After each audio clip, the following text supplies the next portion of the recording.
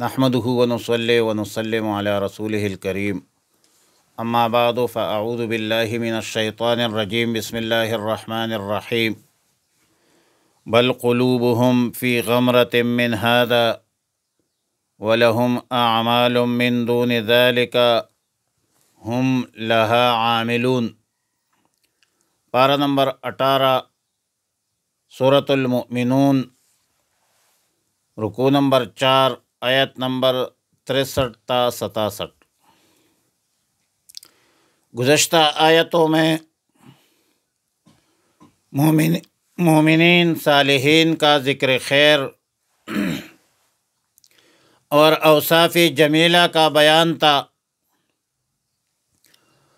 اور اس کے برعکس اب ان کفار، فجار، مشرکین، منکرین کے دلی کیفیت کا بیان ہے، جو حسد، بغض، عناد میں مبتلا ہو کر رسول اللہ صلی اللہ علیہ وسلم کی رسالت، دین حق سے روگردانی اور قرآن کریم کی حقانیت سے انکار کرتے تھے۔ فرمایا بل قلوبہم فی غمرۃ من ھذا، دراصل غمرہ ایسے گہرے پانی کو کہتے ہیں جس میں آدمی ڈوب جائے، اور جو اس میں داخل ہونے والے کو اپنے اندر چھپا لے، اور اس وجہ سے غمرہ پردہ اور ڈانپ لینے والے چیز کے لیے بھی بولا جاتا ہے۔ بئی مقام مشرکانہ جہالت، سفاہت کو، دلالت کو غمرہ کہا گیا ہے، جن میں ان کے دل ڈوبے ہوئے اور چھپے ہوئے ہیں،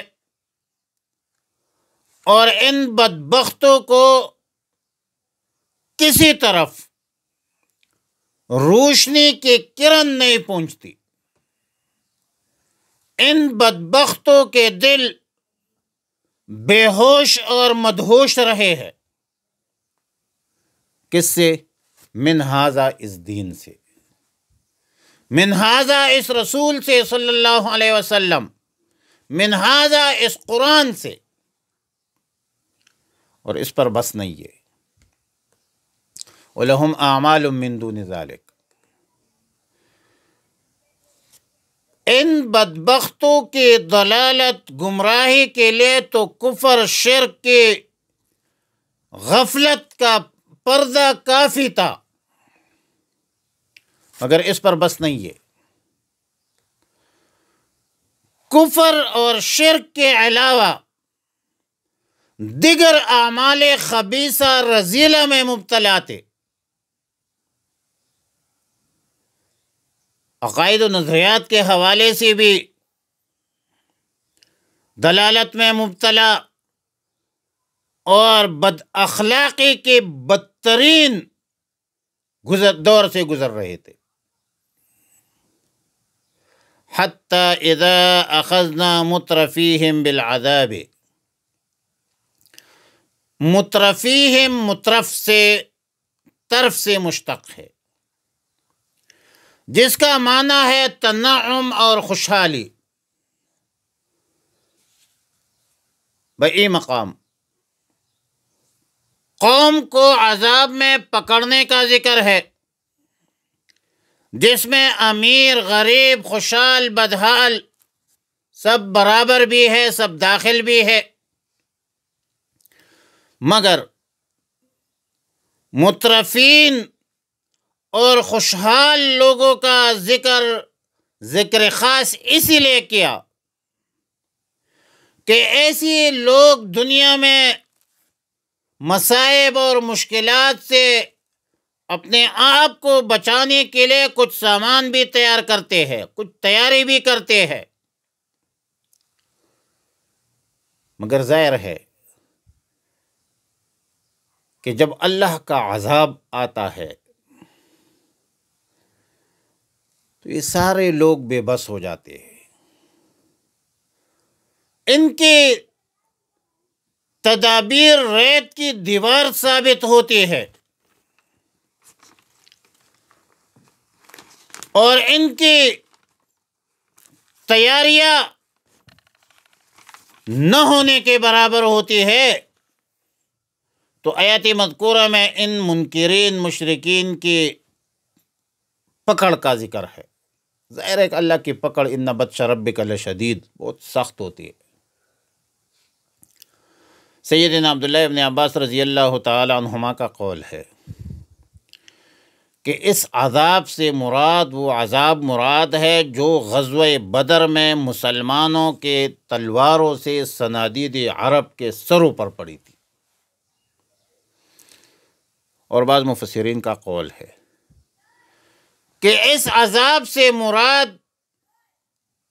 قحط کا عذاب ہے، قحط کا تسلط ہے، جو رسول اللہ صلی اللہ علیہ وسلم کی بد دعا سے اہل مکہ پر قحط نازل ہوئی تھی، یہاں تک کہ مکہ والے مردار جانوروں اور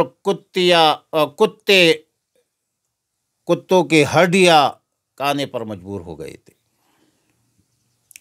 رسول اللہ صلی اللہ علیہ وسلم نے بہت کم بد دعا کی ہے کفار کے لیے، لیکن وہاں اس موقع پر مسلمانوں پر ان بدبختوں نے اتنے مظالم کی شدت سے مجبور ہو کر رسول اللہ صلی اللہ علیہ وسلم نے یہ بد دعا کی، اللہم اشدد وطأتک علی مضر وجعلها علیہم سنین کسنی یوسف، رواہ البخاری و مسلم۔ پھر اہل مکہ چلانے لگے۔ اللہ تعالیٰ نے فرمایا لا تجرؤ اليوم، مت چلاؤ، تمہارے چلانے کا کوئی فائدہ نہیں ہے، ہمارے طرف سے تمہاری کسی قسم کی مدد نہیں ہوگی، مطلقاً مدد نہیں ہوگی، کیونکہ یہ تو جزا ہے، تم انتہا تک پہنچ گئے تھے، اب اللہ نے پکڑ لیا، اور یا آخرت میں تم چلاتے رہو گے تو پھر آخرت میں بھی تمہیں کوئی مدد نہیں ملے گی۔ واتقوا یوما لا تجزی نفس عن نفس شیئا، تمہارا چلانا دنیا میں ہونا چاہیے تھا، تمہارا چلانا عذاب سے پہلے ہونا چاہیے تھا۔ اب جب عذاب آیا دنیا میں یا آخرت میں تمہیں سزا جہنم کی مل گئی، اب تمہارے چلانے کا کوئی فائدہ نہیں ہے، یہ تو جزا ہے۔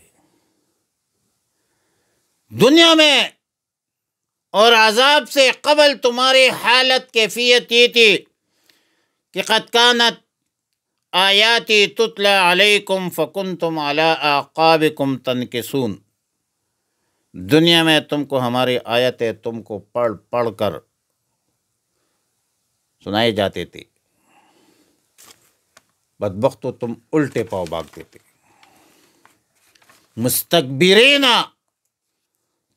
تکبر کرتے تھے، قرآن کریم کے شان میں بیہودہ باتیں کرتے تھے، کوئی ساحر اور جادوگر کہتا تھا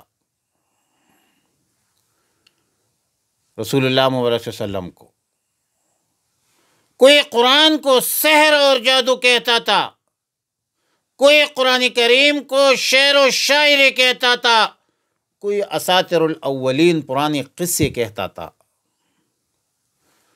کوئی تکذیب کرتا تھا۔ سامر یہجرون، سامر سمر سے مشتق ہے، جس کا اصل معنی ہے چاندنی رات۔ عربوں کی یہ عادت تھی کہ چاندنی رات کو بیٹھ کر قصہ گوئی کرتے تھے، کہانیاں سناتے تھے۔ سامر قصہ گو کو کہتے ہیں۔ مشرکین کا حال یہ تھا کہ یہ قصہ گوئی آیات الہیہ کے انکار کا سبب تھا۔ ظاہر ہے ان کو حرم پاک کی خدمت پر ناز تھا، اور پھر بعض قصے بھی بنیاد کرتے تھے، اکثر قصے بھی بنیاد کرتے تھے۔ یہجرون لفظ حجر سے ہے، بضم الہا، جس کا اصل معنی ہے فضول باتیں کرنا، بکواس، گالی گلوچ۔ اب ظاہر ہے کہ رسول اللہ مبارک صلی اللہ علیہ وسلم کی شان میں ایسے گستاخانہ الفاظ کہتے تھے جو اخلاقی طور پر بھی درست نہیں تھے، عربوں کے رسم و رواج کے موافق بھی غلط تھی۔ اب یہ علیحدہ سوال ہے موجودہ حالات میں کہ شریعت مطہرہ میں رات کو قصہ گوئی کیا ہے، تو شریعت مطہرہ میں ممنوع ہے، رسول اللہ صلی اللہ علیہ وسلم نے منع فرمایا ہے۔ ایک عبث کام ہے، مکروہ کام ہے، اور اس کا انجام بھی درست نہیں ہے۔ جو بندہ رات کو قصے سناتا ہے، تاش کھیلتا ہے، لڈو کھیلتا ہے، اور سوشل میڈیا کا استعمال رات کو کرتا ہے، وہ صبح کی نماز پڑھنے سے قاصر ہوتا ہے۔ وہ صبح نماز نہیں پڑھتا۔ صبح نماز پڑھنا پڑھانا ان کے لیے مشکل ہو جاتا ہے، صبح کی نماز رہ جاتی ہے۔ تو یہ رات کو قصہ گوئی اور اسی طرح سوشل میڈیا کا استعمال موجودہ زمانے میں گپے لگانا، گیم کھیلنا، یہ غلط ہے۔ جلدی سونا چاہیے، جلدی اٹھنا چاہیے، نماز فجر کی پابندی کرنا چاہیے، تہجد کی پابندی کرنی چاہیے، اور تسلی سے صبح کی نماز پڑھنی چاہیے۔ ایسا نہ ہو کہ صبح کی نماز بھی نیند میں پڑھے اور پھر فوراً جو ہے سو جائے، ایسا کرنا غلط ہے۔